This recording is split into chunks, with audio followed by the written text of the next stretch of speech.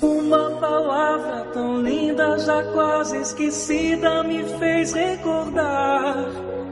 Contendo 7 letrinhas e todas juntinhas se lê cativar. Cativar é amar, é também carregar um pouquinho da dor que alguém tem que levar. Cativou, disse alguém, laços fortes criou. Responsável tu és pelo que cativou. Num deserto tão só, entre homem te vem. Vou tentar cativar, viver perto de alguém. Vou tentar cativar, viver perto de alguém.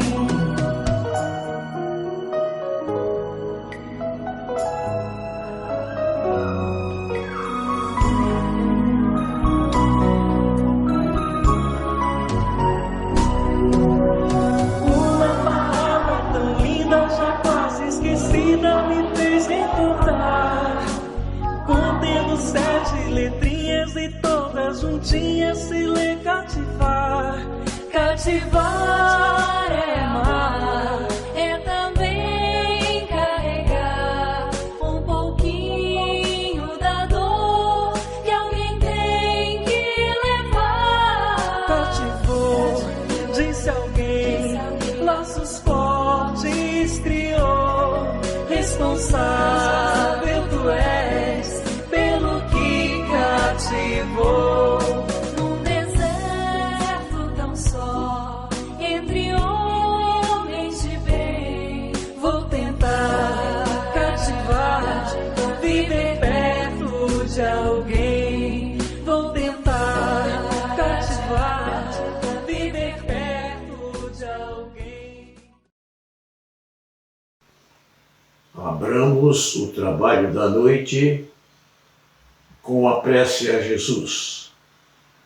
Amado Mestre, novamente aqui estamos impetrando as Tuas bênçãos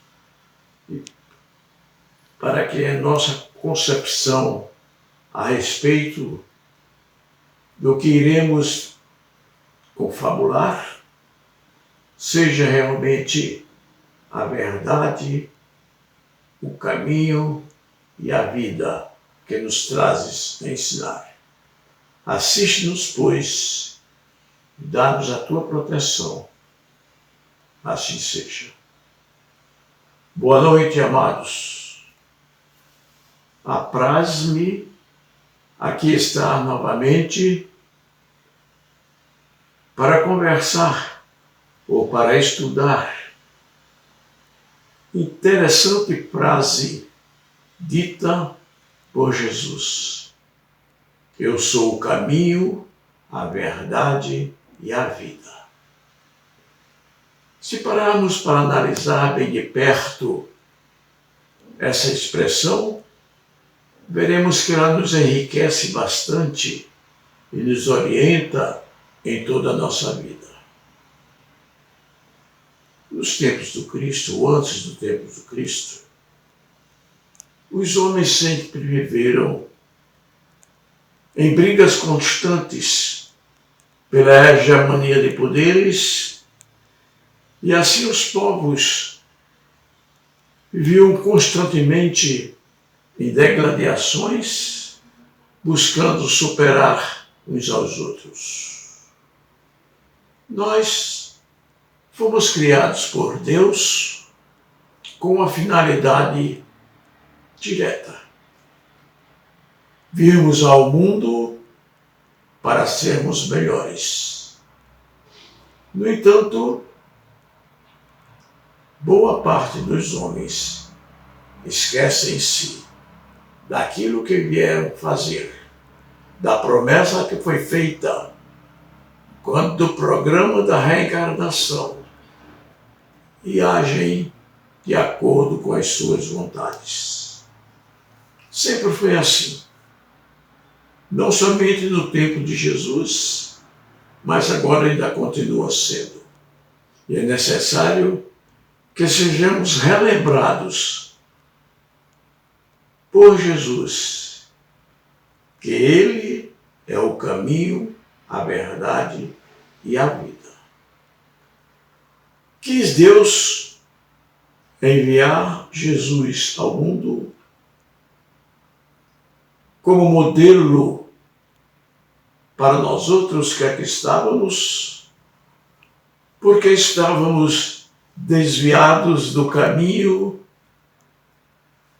por Ele determinado quando dá autorização da nossa reencarnação. Assim, caminhando em conflitos constantes, o homem marcha usando todos os direitos que quer e que pode, ou que tem, ou mesmo que não possa, para satisfazer o seu egoísmo, a sua vaidade, a sua vontade, os seus poderes. Deus então nos envia o Mestre amado Jesus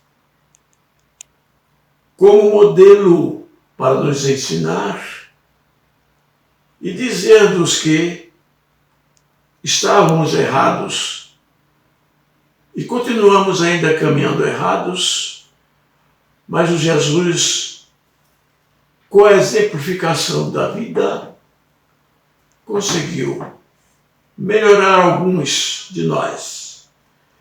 E todos nós estamos no mesmo caminho, com direitos a, examinando os exemplos do Cristo, melhorarmos.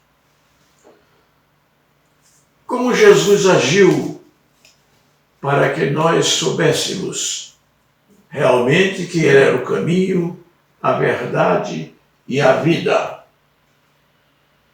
As suas inúmeras parábolas nos dizem bem de perto qual é este caminho, quem é este caminho, por que este caminho. Nos mostra em uma de suas parábolas um caminho que nos leva à vida eterna, a gozos perfeitos, e um caminho que nos leva à perdição.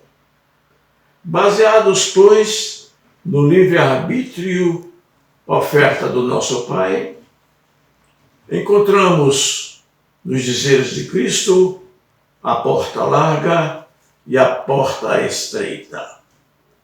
E que nos diz Jesus a respeito destas duas portas? São dois caminhos. Caminhos que nós podemos seguir conforme a nossa vontade, obedecendo ao nosso livre-arbítrio. Então, se vamos seguir a porta larga, iremos nos encontrar as facilidades que o mundo nos oferece, mas facilidades que nos levam à ruína. Se optamos pela porta estreita, iremos caminhar com maiores dificuldades, porque ela nos exige renúncia. É a porta do Cristo. Conta-nos Jesus, através de parábolas, que nós citaremos algumas, a parábola do filho pródigo. Certo senhor tinha 2 filhos, e o mais novo disse ao pai: Pai, dá-me parte da fazenda que me pertence. Eu irei partir. E o pai, depois de retrucar, deu-lhe a sua parte. Ele partiu. Seguiu o caminho que podia seguir.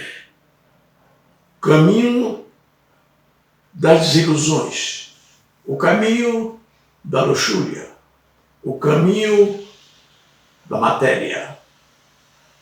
Gastou tudo o que possuía. Chegou ao caos de nada mais possuindo, procurar trabalho. E o único trabalho que lhe foi ofertado foi cuidar de porcos.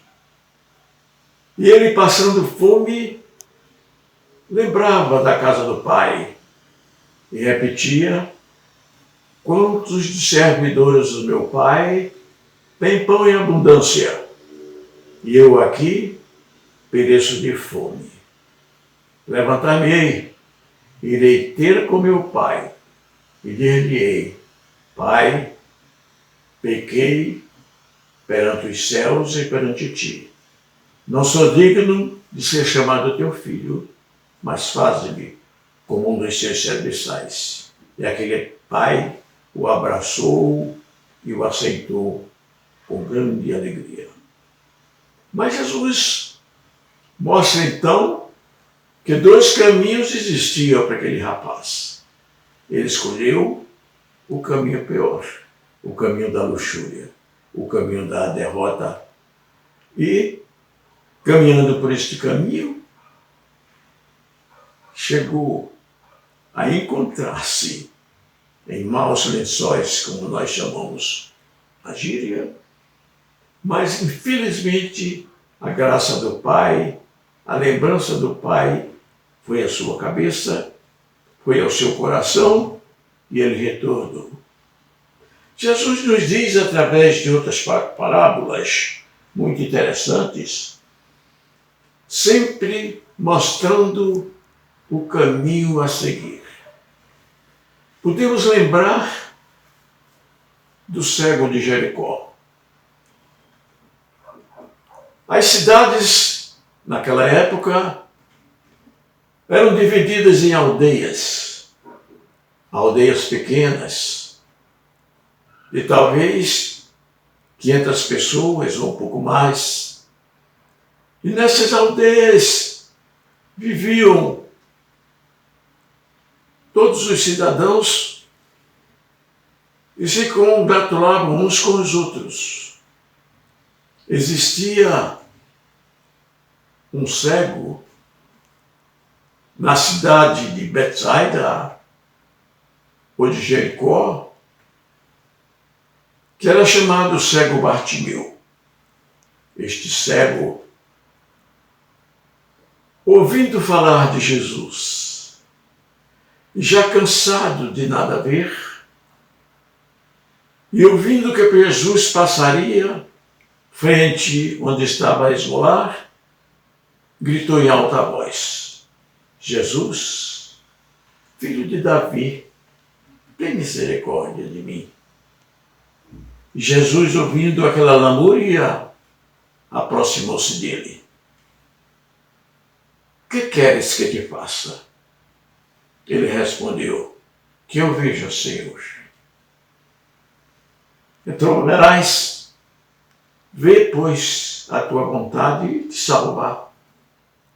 Volta para a tua casa e não entres na tua aldeia. Como explicar? Se ele morava na aldeia, a sua casa era uma aldeia. Não entres na tua aldeia de pensamentos. Estás cego porque cultivaste sempre alguma coisa que te levou a essa cegueira. Encarnações remotas, talvez estás aí agora resgatando algum mal passado e és cego. Mas volta para a tua casa, para os teus, e não voltes para a aldeia de pensamento que cultivaste e que cultivaste até então. Muda os pensamentos. É um caminho magistral que Jesus ensina. É um caminho alvissareiro. Mas Jesus tem outras palavras, outras parábolas, ensinando a respeito do caminho, o caminho que ele indica. Todos sabem da história que Jesus conta, ou metáfora que Jesus conta, da tempestade no lago. Lago, o mar, porque o lago era muito grande, já se assemelhava a um mar de Tiberíades, onde os pescadores cultivavam o seu trabalho. E os discípulos de Jesus, que também eram pescadores, estavam no barco em que Jesus se encontrava. E Jesus dormia enquanto eles pescavam. Tranquilamente, Jesus dormia na polpa do barco. Essa polpa representa alguma coisa que significa um descanso, um repouso, um esquecimento. E Jesus estava ali a repousar, sem preocupação alguma. No momento, eis que surge ondas muito grandes, tempestade. E o barco começa a naufragar. E os discípulos, pescadores, apavorados, muito embora sendo homens do mar, resolveram acordar a Jesus. Resolveram se lembrar de Jesus. Essa polpa representa exatamente o esquecimento deles de Jesus. Resolveram se lembrar de Jesus. E foram até a polpa do barco. E lá disseram: Mestre, acorda, não vês que estamos a naufragar? E Jesus, os ouvindo, compreendeu perfeitamente que eles haviam se lembrado do Cristo, que estavam naquela hora anterior sendo alvos de uma tempestade, é a metáfora, alvos de uma tempestade. E Jesus repreendeu as ondas, diz o texto sagrado, e elas acalmaram. Eles, atônitos, ficaram, até em dúvidas, mas regozijados, dizendo: quem é este que as ondas do mar ele acalma? Então, Jesus mostra aí, através dessa parábola, o caminho que eles deveriam seguir. Afastaram-se de Jesus, foram para outro caminho, fazendo o mesmo serviço que faziam, porém, esquecidos do Cristo. A onda do esquecimento lhes atingiu. Vejamos nós, que também somos acostumados a sofreguidões imensas que a vida nos traz, em virtude de nos afastarmos do Cristo. Nos afastamos de Deus pelas menores coisas. Nossa vida é sempre maleável de pensamento, porque este pensamento nem sempre está fixado em Deus, em Jesus. E as ondas tempestuosas da vida quase nos cobrem e às vezes nos fazem naufragar. De outra sorte, Jesus mostrou também o esquecimento do homem para com ele, referindo-se aos pescadores. Estavam os pescadores discípulos no mar e por muito tempo lançavam as suas redes em uma das bandas da barca. Nenhum peixe encontraram.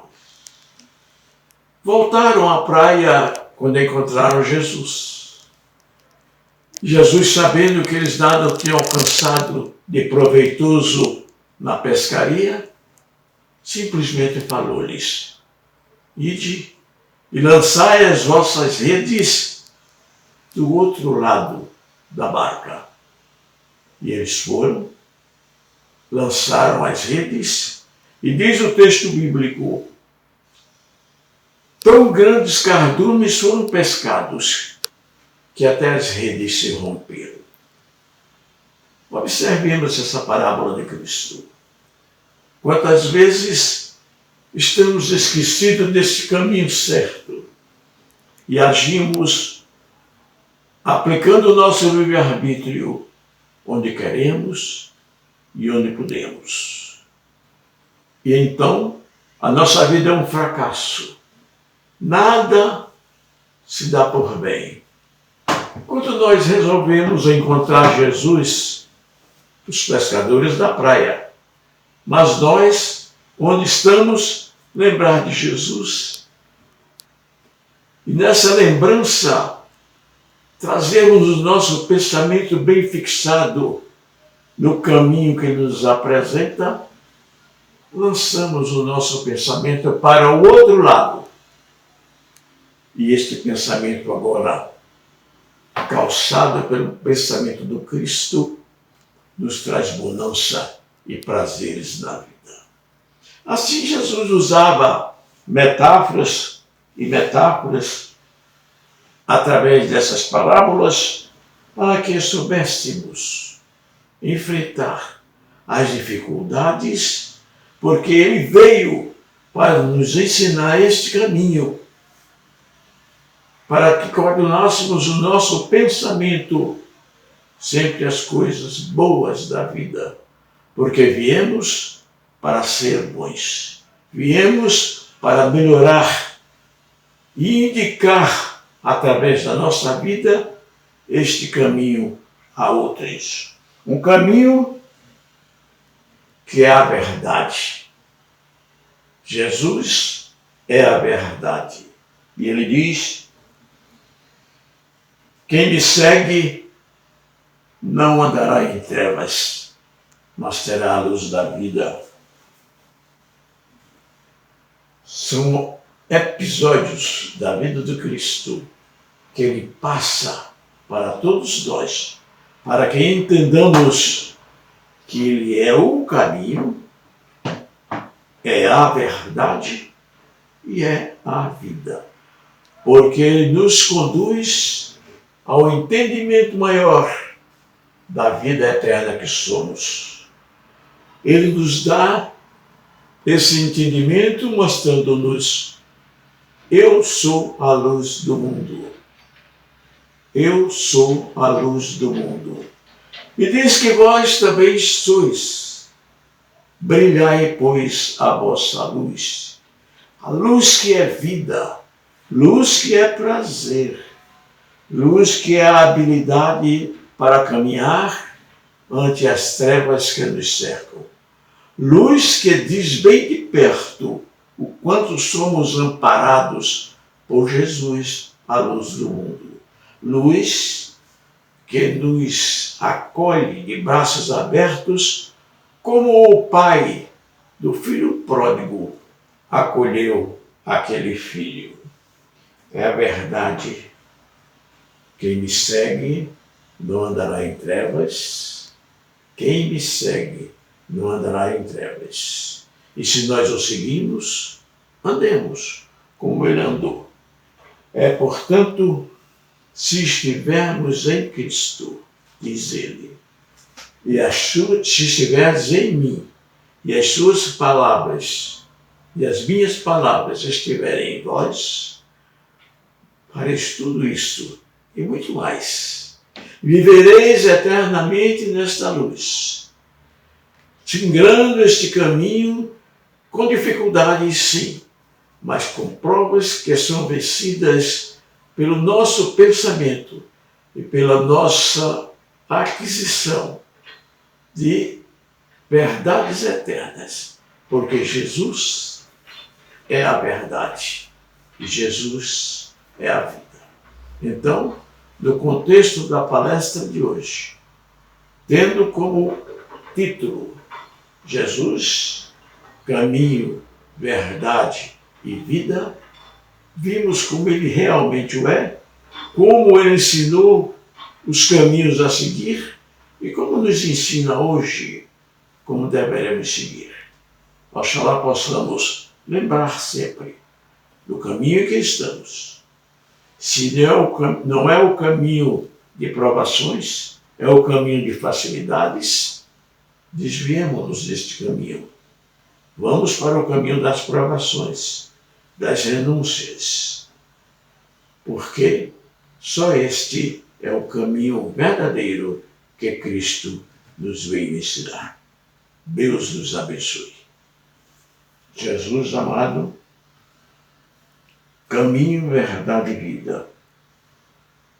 Sintamos ou sentimos a tua presença em nosso meio. E te pedimos, Jesus, que nos auxilies a retirar algo de aprendizado em todos esses elementos de parábolas ou metáforas que nos ensinaste. E que voltemos, sim, ao caminho primitivo em que fomos criados, porque fomos criados no caminho certo que o nosso Pai nos criou. Agora, Senhor, balsamiza as águas que aqui estão.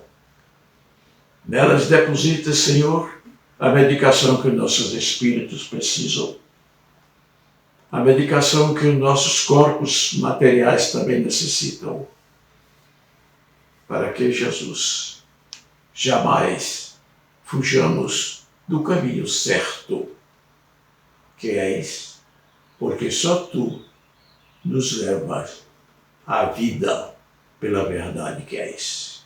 Obrigado, Jesus. Muito obrigado. Amém.